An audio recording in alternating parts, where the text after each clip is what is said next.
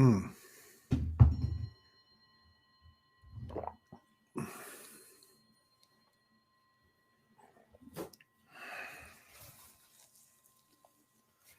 Good morning, Tammy. Just a few things to talk about. Hey, Nick, what's happening?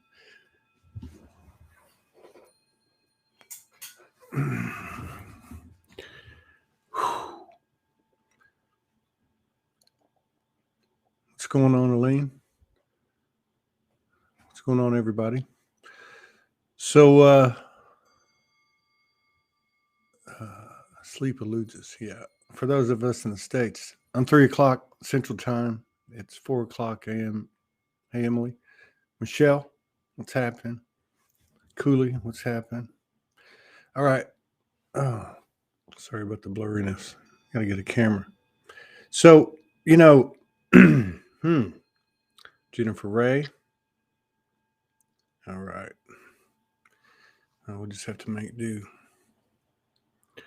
Okay. So, yeah, there's been a lot of stuff going on. We know this.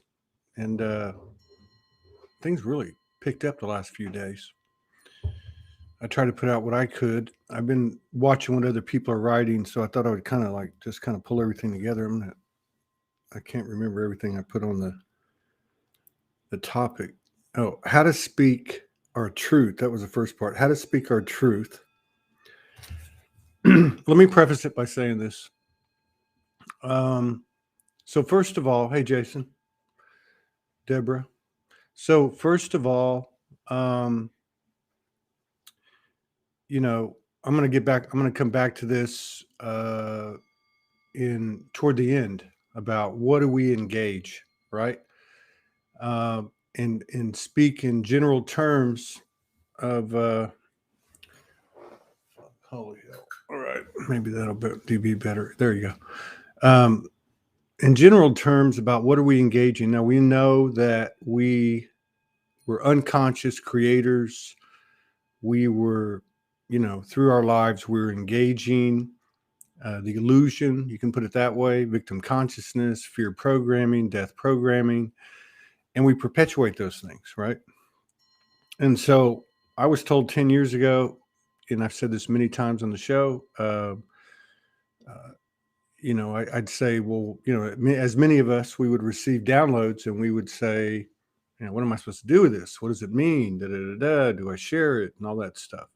And I always heard, and I've heard a lot of people say basically the same thing, which is you got to do something different. You can't do what you did before and expect to get a different result, which is what we're doing, right?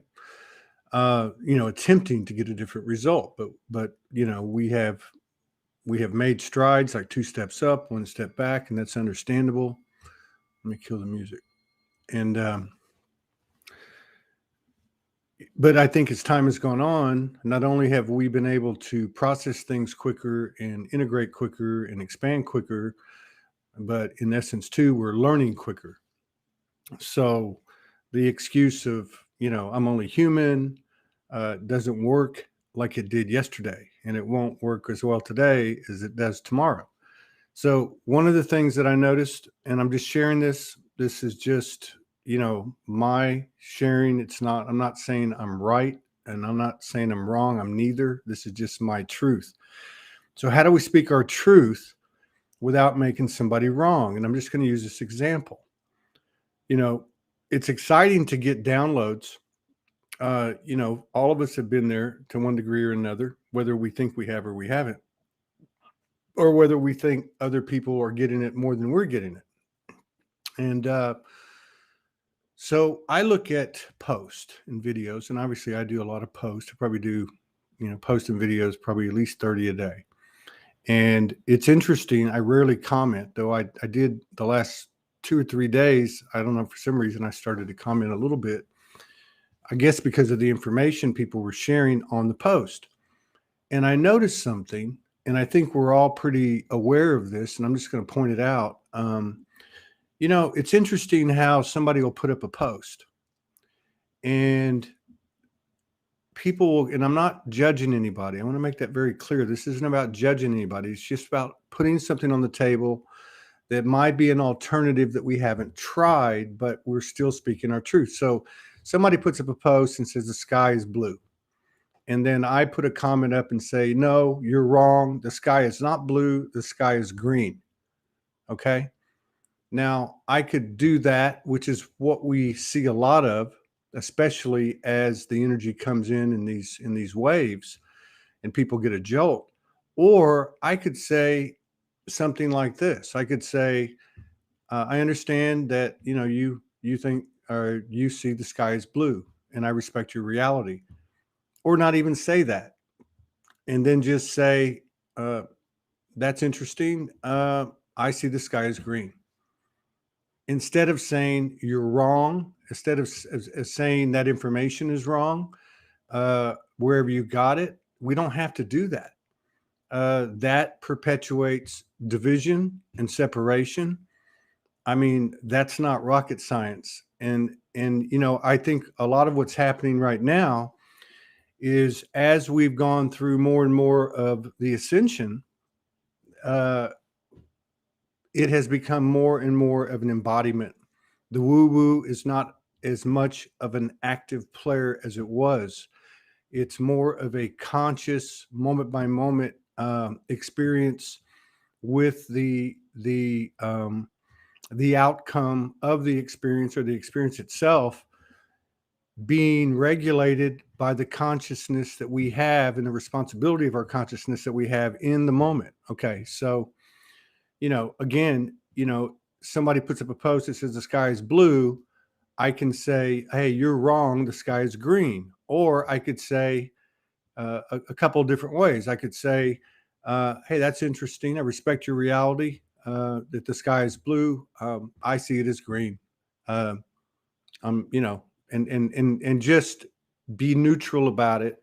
You're speaking your truth. I'm speaking my truth, and nobody's saying anybody's wrong. Now, that may seem like a really little thing, but what I'm understanding is how the little things that we do are actually having a huge effect as instant manifestation gets closer and closer to the moment of thought or words or action. Okay. So, and let me just give you a little backdrop on that. Okay. So we know that the earth is universally seated, and for, all intents and purposes, for what we know and what we've all shared, that's a very unique proposition, if not the most unique proposition, the most unique realm in terms of universal representation.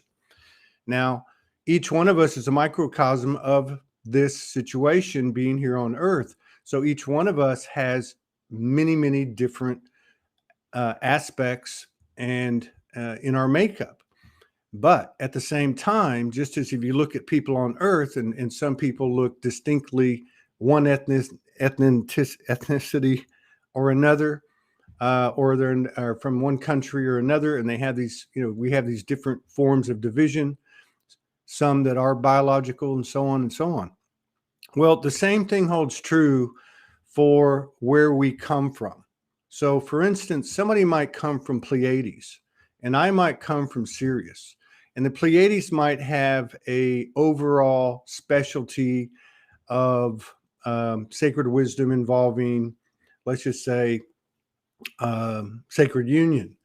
Sirius may have a basic general specificity of construction of a 5D commerce. Let's just put it that way. So both of them are correct. In the body of their specialty, there may be some differences in terms of how things are from that part of the universe. So what I'm trying to say is, in essence, both are correct, all right, from where they're coming from. So I might come from a place in the universe where I see the sky is green, and you might come from a place in the universe where you see the sky is blue. Now, we're both right. The what we've done in the past, and we all know this, and we can't blame this on the matrix anymore. We can't blame it on fear-based programming, victim consciousness, and all that stuff, false history and all that. but it's up to us, in my opinion, in my humble opinion, to be responsible co-creators and recognize that both are true. Okay. Now, as if we stand alone on our human aspect, we're always going to find a difference in via semantics or whatever it may be. But I think it's important to respect everybody's reality, because we don't know how this works. We're not that smart. And there could very well be 7.8 billion different Earths that we're all walking on. And the only way that those 7.8 billion Earths will integrate into one timeline is that if we accept any and all comers. And we know that's how the universe works. And we know that is the challenge that we have here on Earth. So again, if you come from one place and you see the sky is blue and I see it as green, and I put up a post that it says it's green, you can put up a comment that doesn't say I'm wrong. It just says, I see that's what you see, but I see it as this. And that's not making someone wrong. I see posting tonight. That's what kind of motivated me to do this. And I don't feel like doing this tonight because I feel kind of sick. But I felt like it was important, and there were some other things on my mind. So, I just want to make that. It seems like a very small thing. But when you think about the consciousness that we have in these communities on a daily basis, think about how much time, and I don't think it's necessarily a bad thing. Too much of anything is a bad thing, but think about how much time we go through post and we read things, and how many comments we make, or how many thoughts we have. Okay, because it doesn't even have to be a comment. It can just be a thought. Oh, she's wrong. She doesn't know what she's talking about. That is perpetuating the old paradigm, in my humble opinion. And what I don't think it's any more difficult than to be conscious and say, okay, I'm going to respect that reality. I may or may not write it, but I can certainly think it, or write it, that I'm going to say my truth as well. So I don't really think that there is a real big difficulty in that. And I personally believe that what's happening is our experience, although it's becoming multidimensional, it's being triggered by being accountable as a human, as a conscious, responsible creator. And so, in other words, in that paradox of the universe, the multidimensionality is in direct proportion to how responsible we are as co-creators. So that was one, how to speak our truth and not make someone wrong.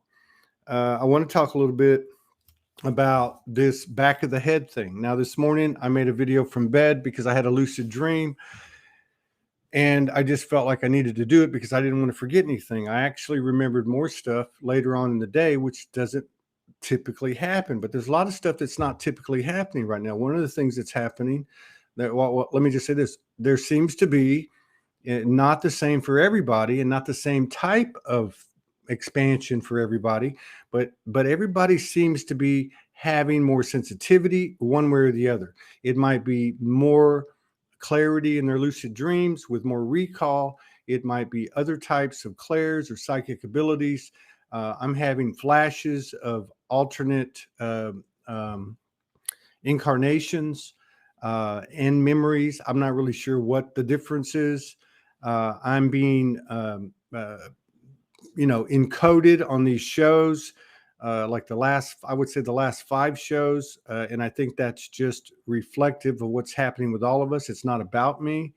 If it's happening to me, it's got to be happening to everybody in some form or fashion. It may not look the same, it may not feel the same, but there's definitely an uptick, and it's occurring very, very quickly. So, one of the things that I mentioned this morning was that in the back of my head, where the vertebrae meet the skull cavity, that I've been having this sensation for about 5 days. And so I mentioned it, and I said, I don't know what this is. Does anybody have any information on it? And there was quite a few different things that people said. and I can't remember everything, and I guess I could look it up. I got my phone here, but I don't think that's really necessary. If you want to read the comments, you can read the comments. They're on my post, on my page, on my page, and I know it's on the other page. It's probably easier to find it on my page. And my feeling was, before I read anything, was that there was something going on. There was a relationship between this thing that I was feeling. There was this weird kind of flappy thing, okay, with some nerve sensations, some kind of like achy sensations as well from time to time, like when you sleep wrong. That there was a direct relationship between that and this increased activity of what was happening, at least in my own experience, in terms of like recollection of alternate existences, and recollection of what we might call past memories, or all that kind of stuff, right? And so what some of the people were saying, and there was some documentation and I don't remember the name of the term. It starts with an OCC. It's a specific, and then there was some other, that was the medical term. And then there was some other explanations. I think somebody was talking about the Hindus or the Buddhists, and it was like the doorway or the gateway to infinite intelligence, or the back of the third eye. We've been having sensations in our body. I talked a little bit about that. It's not new. A lot of people have been talking about it. I noticed too that it seemed to be having some type of connection to that, or correlation to those things in the body that were happening. So, and again, this was intuitive. It was just my take on it. I just thought it was, I obviously felt it was important at a higher level for me to come out and to, hey, that's my kid. Hang on. Hey, I'm on a show. Bye. Okay. So that was another thing. And okay. So I just sent Morgan a post, and it was a post that Jessica Wood shared that somebody else had written. There's a picture of like a Mother Mary, Golden Mother Mary, sitting in a lotus position, I think with a triangle in front of her. And there was a lot of good information that, and I actually read a couple of other ones similar to that, that didn't have the exact same words, but they had very similar information. And it had to do with timelines, and it had to do with the convergence of timelines, and it had to do with experiences in alternate incarnations and that type of thing. So, there's has been happening as time has gone on with all of us, is that when people are receiving downloads and intel, they also then, and if they post it or if they don't post it, they go on to Facebook, social media, YouTube, whatever, and they find that other people are getting the same information and maybe explaining it a little bit different. One of the things that I understand about my purpose, and not just in this incarnation, but in others, has been to basically do what I do on Soul Speaks 5D, as an example, which is to listen and take in information, because I don't really grab this information like a lot of people do, and then kind of translate it, kind of encapsulate it and put it out in a fashion, at least to the best of my ability, where it has more of a universal possibility. Not that it's a better explanation, but that maybe it has a chance of reaching more people because it's more of a common language or a common narration to it, right? So here's a couple of things from this post. Now, Jessica Wood, she's on Facebook. She's been putting stuff out every day for a long time. She puts out really good stuff. This thing is entitled Galactivation, Jumping Timelines, and Collapse. And she talks about the thymus chakra. Now, this is somebody else who wrote this, and I will. She posted this a day ago if you want to go find it. But so she talks about it at the top, and I'll mention who wrote this at the end. I'm just going to skim through this real quick. She talks about the thymus chakra, where a whole set of superpowers opens for us. Some people call it a galactivation. The consciousness opens up to the entire universe, and awareness expands from just the physical reality uh, in front of us to include a mass consciousness and awareness of the whole existence, Gaia, star family, and planetary consciousness. Now, I want to tie this in to what I want to end it with, which is the third part of what I was going to talk about today, which is what are we engaging? Okay. So basically, it goes on to say a few things here. Because the thymus is a golden chakra, it opens at the top of the emerald heart to activate full potential. And again, a lot of people explain things in their own way and so on. But to me, what this is speaking of is the energy of what I'm experiencing and what I'm seeing out there in the field, which is an expansion of, of our higher abilities, of our natural state. So I don't want to get caught up in the explicit verbiage, but it talks about merging. For instance, it says when life suddenly gets this particular feeling of overwhelm, it means that timelines are merging. Suddenly, everything happens at once. We feel as if we cannot possibly do all the things we need to. This is because we're sewing up the threads of multiple timelines into one. We're gathering all the fragments we need and pulling them into one timeline. So basically, in this paragraph, which she talks about merging, it's interesting because she is giving some human characteristics or things that are symptomatic of what our experience is like, which is what I like, the boots on the ground kind of explanation. So I think we've all been there where, oh my God, how am I going to get all this done? And, some of us get to the point like with me, and I'm just like, okay, I'm not going to worry about it. I'm just going to do the best I can. So that's interesting. Collapsing was another one. When everything starts to break down in our lives and we cannot seem to fix it, this is a sign of collapse. We are not meant to fix it. When the timeline we are on is collapsing, it gets really chaotic. And a part of us is literally dying off. And the threads that hold that reality together are being pulled out like a sweater with a loose strand. I think we can all relate to this very much so. And one of the reasons I say that is because how many of us have said two things, or really one thing, two different ways, which is, I thought I cleared that. Why is it coming back? And the other thing being, what the hell's going on? You know what I mean? Like everything's going to hell in a handbasket. And so I like this when I read it earlier today, because basically she goes on to talk about it. It's not a bad thing, right? And that's the point.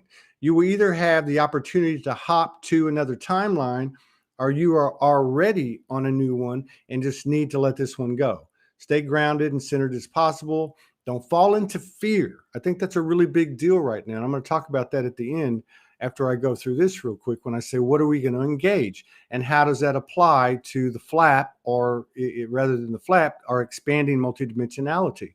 And as well as as they put it, as she put it in here, what's in front of you, seeing only what's in front of you. So basically, she goes in here, don't fall into fear. We will remain on collapsing timeline until we're forced to leave it. So regardless, your guides will masterfully pull you through. You can make this transition easier by staying in love and trust.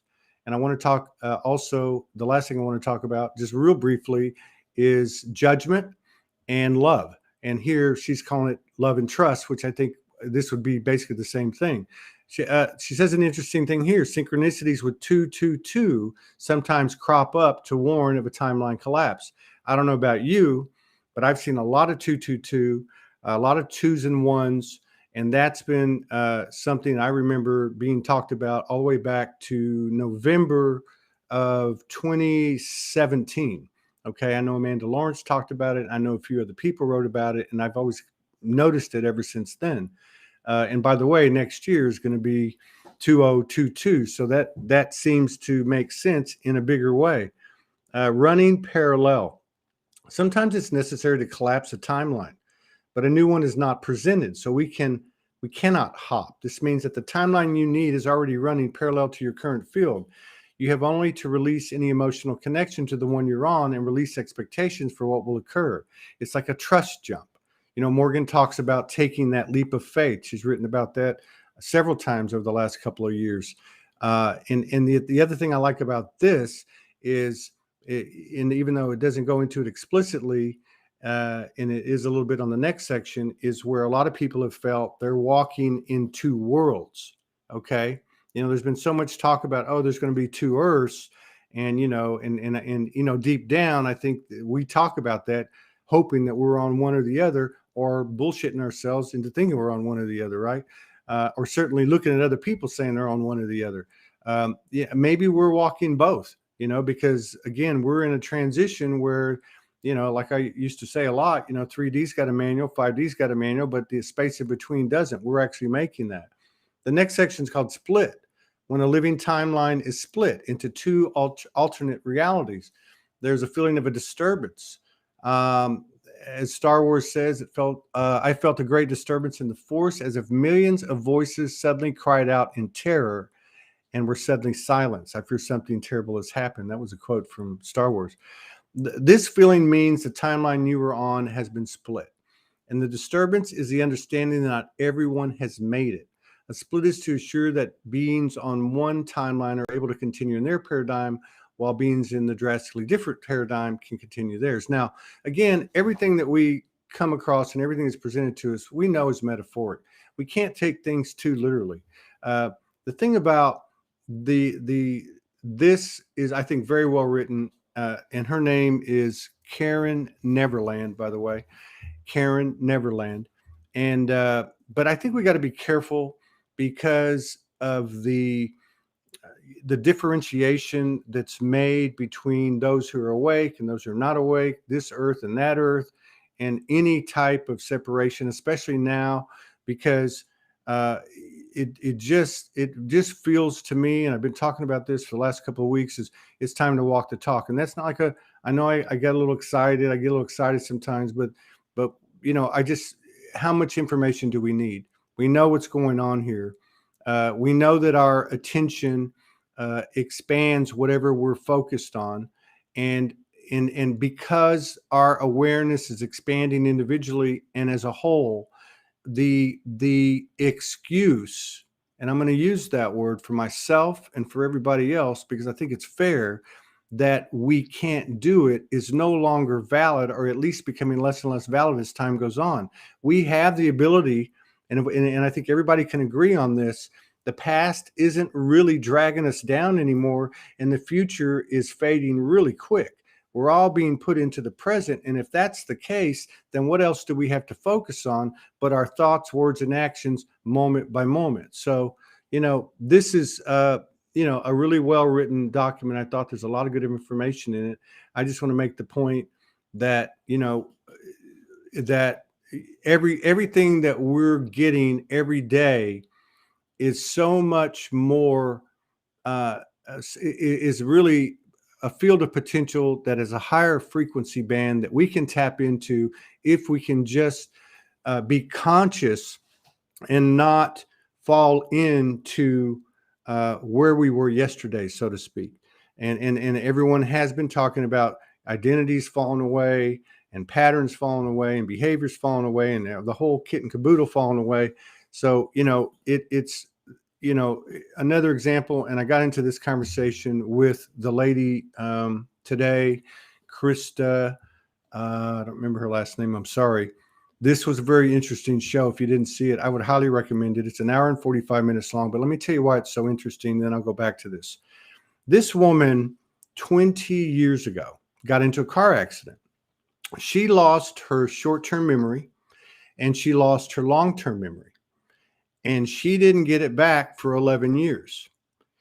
Now, because she had no memories, she had by default a frequency of no judgment because there was no memory bank. So when she saw her mother, when she saw her father, or she saw somebody who she had a problem with, she didn't have any charge whatsoever.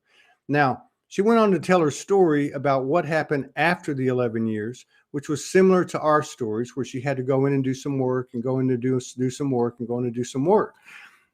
But because she had been in that frequency for 11 years, or in that condition where she had no memory, it sounded like to me it was easier for her to tap back into it. where it might take us a little bit longer because we don't have that in our recent memory banks, right? So that was really interesting. Now, one of the things she talked about, and two reasons I brought it up is because I asked her, well, do you ever get upset? What do you do? And things like that. And she said something that I'd heard Morgan say before, which was you can, and I'm going to just put it in more of like the way Morgan explains it, which is you can neutralize a program. If you just picture like say the base of a tree, the trunk of a tree, you can neutralize that. But Morgan calls them overlays. And I'm not sure what this lady called them, but I would say like patterns, overlays, just what had become second nature, because that's just the way we did it. Right. So that was pretty interesting. How she had gone through what she'd gone through. When she got her memory back, she still had that second nature stuff going on, even though she went in and found these traumas deep in her life that had created these patterns and these overlays and such. And I may be wrong with the nomenclature a little bit, but I think you get the idea of what I'm talking about. The other thing that was really, really interesting about this lady is that she had experiences literally of instant manifestation and didn't try to do it. Okay. So for instance, her and a lady, they go to a restaurant, and what ends up happening is, so she part of what happened to her, and she had two near-death experiences. That first thing happened 20 years prior was a car wreck. And so one of the things that came out of it, like a lot of you, okay, is that she had certain healing capabilities. So she is an energy practitioner. So she has a lady come over to her house and they have a session. Now think about that for a second. The effectiveness of a session, as I've participated mostly really as a client, and as I've talked to practitioners like Morgan and many of them that have been on the show, they talk about when they start a session, they open their field as much as they can, which is really another way of saying they become as vulnerable as possible. And we know what kind of power that is. And then the session, or the frequency of the session, is pretty much dictated at that point by the openness of the client. So those two fields meet, and the level of potential of alignment is created by the openness of the two as one. Okay. So now imagine this lady who had been through this period of 11 years and where she didn't have memory. So she didn't have a charge. She just didn't. She was in the present because she didn't have any memory. And if you think about the things that Franco talks about over the last couple of years, and when he describes the 5D and he describes what it's like and what we have, what it will be like, or what it is like, it's very, very similar to what this lady talked about. So what ended up happening was, and my point there being, they had just come out of a session.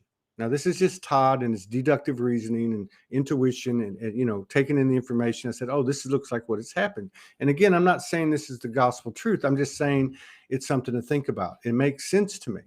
So here these two ladies come out of this session. They're very high frequency. They go to a restaurant, and they're ladies, okay? So they both order something. They don't eat it all, okay? They order a to-go box, each of them. And then when they go to leave and they pick up, and there was only one other person in the restaurant. And when they go to pick up their to-go boxes, they were chock-a-block full of food. Now, nobody put that food in there. That was the point. And the trigger was when the lady was getting her food and she looked at it, she said to herself, I need more protein in my diet. She didn't say it out loud. She just said, I need more protein in my diet. Both of those to-go trays were full of meat. Now, another example, she gets a watermelon and she gets a knife out, and before she can cut it, the watermelon splits in half. Okay. So I think that and she had a couple of other examples, and I sorry, I can't remember them, but I think what served, what purpose she was serving, what she was showing us, in my opinion, was what 5D is like. And if you think about what I'm saying and what she was talking about, and again, if you want to watch it, her name is Krista. I don't remember her last name. It'd be the last show on my page, or on any of the pages. Um, it's like what happens in dream state, right? And that makes a lot of sense. Okay, so I just think that these things are all related, and that's another reason that I wanted to jump on, because just to kind of put the pieces out there, and again, like with the post today, people can fill in other stuff, and then we start to put the pieces together. So what do we engage in? We know that our multidimensionality is expanding. We know that, as that post said, the world in front of us. Okay, we know that world, no doubt, and everybody on the face of the earth can look at that world in front of us and go, this just ain't working. Number one. Number two, it's more and more obvious every day. Even if you can't make sense of it, that it's just not working and it's distorted and da da da da. We have enough information to know that it's just out of whack and it's wrong. What do we do to get out of here? So in this realm, this world in front of us, we've always sought everything external. And one of the things that we've sought is to rectify situations in the external in mass. But we have learned over the years that as within, without. And I know it sounds crazy. We all know it sounds crazy, but we've all been called crazy. That one person can make a change in the environment around them. And yet we've all proven it in our personal lives to one degree or another. You can also look at situations like when a person brings themselves into a higher alignment, like a lot of the energy practitioners point to, is that they're also bringing that alignment generations forward and generations backwards. So what are we engaging in? We have in that, like the article said, the world in front of us. And then we have this one that by whatever means, the flap on the back of the head or the third eye or whatever, the heart, whatever, we're having more and more access, more and more embodiment of our multidimensionality. So what do we do? Do we sit here and just let it happen? Maybe that's okay. I don't know, or can we engage? In other words, let me flip this. If as unconscious creators, we were creating an environment based on what we were looking at and what we thought about it and how we reacted to it. So to make it short, what was created was what I thought, which is quantum, right? So we focused on that, and that's what our reality was. So maybe what we do is we start to focus on the multidimensionality, and we start to talk about the flap in the back of the head, and we start to talk about the lucid dreams, and we start to talk about the things like, say, we talk about on Soul Speaks 5D, right? And that's my only point. My point is, what do we engage? Well, we've engaged that world in front of us, like the article said, and we know what we get. So why don't we do the opposite, right? And that, I know that just sounds like very, very simple, and I'm not saying it's easy, but it is what it is. And my thing is, even if it's wrong, we've tried the other thing. So why don't we try something we haven't tried, right? Now, how does that equate to the boots on the ground, moment by moment existence? What does that look like? What does it smell like? What does it taste like? What does it sound like? So, I look at things like, what I talked about at the beginning. What can I do? Because I'm spending a lot of my day and certainly a lot of my energy connecting with people all around the world, reading their posts and making comments. Can I look at what I'm saying? Can I look at, more important, what am I thinking about that person, right? Like, I really believe that we're at a place now where we're moving so fast that we can process things quickly and we can create quickly. But it takes this very human, conscious effort to get past the BS and the biases and the prejudices, because I think that the unconscious programming is very quickly becoming conscious. And now it's just those patterns and behaviors and overlays and beliefs, or whatever you want to call it, that are running that we're used to, that we just have to say, oh, okay, I'll cancel, delete. I'm not going to do that. Another example would be judgment. I've been thinking about this a lot. It's been in my field the last few days, in the last 3 or 4 days in particular, just because of my own personal experiences and like, what could I have done differently? And what did I do? And instead of looking at 1,000 different points of contention within myself or different things to look at, I thought, well, wait a minute. You know what? I'm judging this person. I'm judging myself.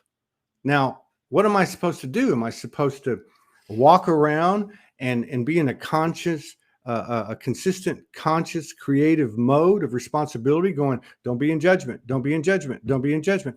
To me, that seems more difficult. What seems easier to me, and I know it sounds a bit hokey, is basically just to breathe, just to eat, sleep, and drink, and be like, is this love? Be love. Like somebody says something to me, everything is like almost like breathed in or taken in as the love I am. And I know that sounds a bit hokey, but again, is this something we've actually ever tried? And I know these things sound simple, and I'm not saying that they're the gospel truth. I'm really not.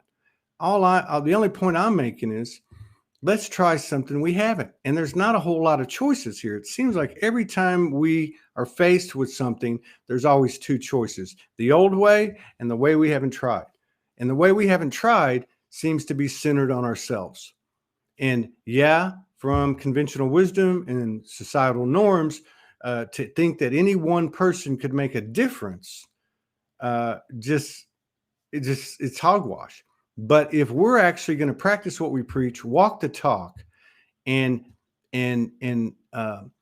bank our efforts on things like the Heart Institute research, what is it called, the Heart Math Institute, or whatever, electromagnetics of the heart. I mean, there's just a lot of different, Bruce Lipton. There's what's the other guy's name? Dr. Dispenza.